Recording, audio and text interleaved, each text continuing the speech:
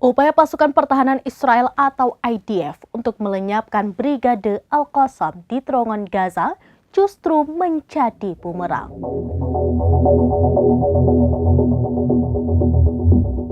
Upaya pasukan pertahanan Israel atau IDF untuk melenyapkan Brigade Al-Qassam di terowongan Gaza justru menjadi bumerang.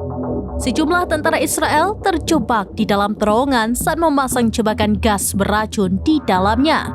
Akibatnya, para tentara tersebut tewas bertumpukan seusai menghirup gas yang mereka bawa sendiri.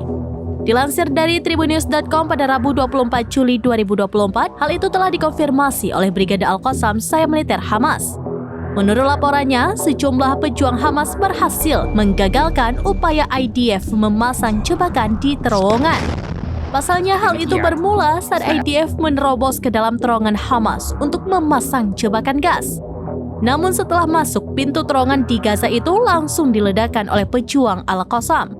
Akibatnya, gas beracun yang dipasang IDF itu justru berbalik dan terhirup oleh sejumlah tentara Israel yang ada di dalam terowongan.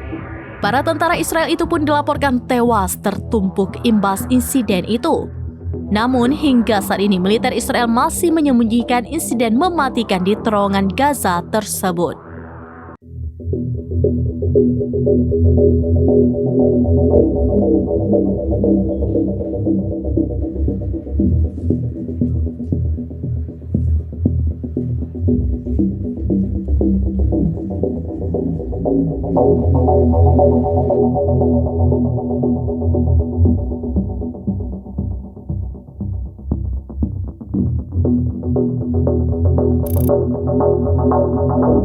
Download Tribun X sekarang, menghadirkan lokal menjadi Indonesia.